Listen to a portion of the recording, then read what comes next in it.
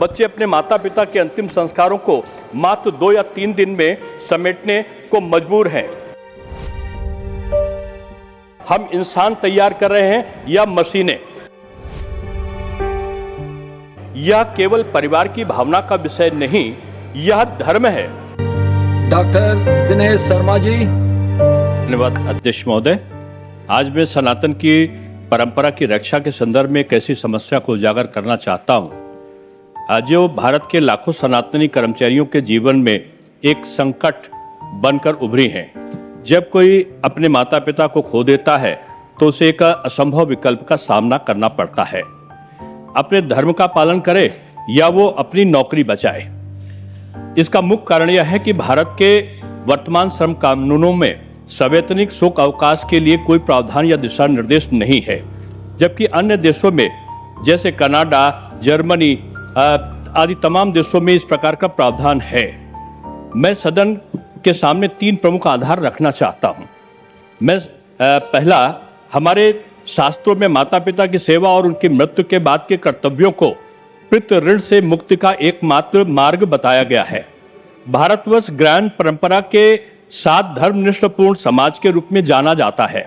ऋग्वेद अग्नि को जात वेदस के रूप में संबोधित करता है, जो मृतक के शुभ शरीर को पितरों तक पहुंचाने के लिए उसे संस्कारित करती है। गरुड़ पुराण के अनुसार मृत्यु के बाद प्रथम 10 दिन प्रेतत्व की अवस्था और 13वें दिन की 13वीं और शुद्ध हवन के बाद ही परिवार पुनः समाज में लौटने के योग्य होता है।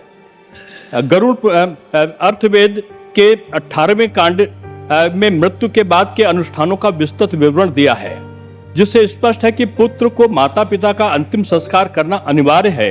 यह केवल परिवार की भावना का विषय नहीं, यह धर्म है, हमारे शास्त्रों द्वारा निर्धारित अनिवार्य कर्तव्य है। दूसरा आधार हमारा यह है कि हार्वर्ड बिजनेस रिव्यू की रिपोर्ट कहती है कि शोक में डूबा कर्मचारी 50% तक कम उत्पादक होता है। इस प्रतिस्पर्धा में विशेष कर सरकारी नौकरी, बहुराष्ट्रीय कंपनियों में एमएनसी और निजी क्षेत्रों में एक डरावना ट्रेंड उभर कर आ रहा है। काम के भारी बोझ और ऑलवेज ऑन डिजिटल संस्कृति के कारण बच्चे अपने माता पिता के अंतिम संस्कारों को मात्र 2 या 3 दिन में समेटने को मजबूर हैं। यह स्थिति न केवल धार्मिक दृष्टि से विनाशकारी है, बल्कि मानसिक स्वास्थ्य के लिए भी घातक है। जब वह अधूरी रस्म के साथ लौटता है तो शरीर वहां होता है, मन में ग्लानि और अपराध बोध से वो दबा होता है। हम इंसान तैयार कर रहे हैं या मशीनें?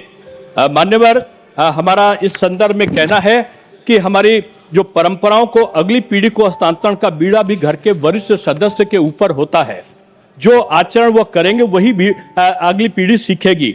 तीसरा आधार हमारा यह है कि संवैधानिक अधिकार हमारा है कि अभी हाल में मद्रास उच्च न्यायालय ने कहा कि माता पिता का अंतिम संस्कार संविधान के अनुच्छेद 25 के तहत एक मौलिक अधिकार है, और इसके तहत उन्होंने छुट्टी का प्रावधान किया है। वेतन समिति ने भी, जो 5वीं संसदीय समिति थी, उसने भी शोक अवकाश की सिफारिश की है। मैं भारत सरकार के जो एमएनसी निजी क्षेत्र में अंतिम संस्कार करने वाले कर्मचारी को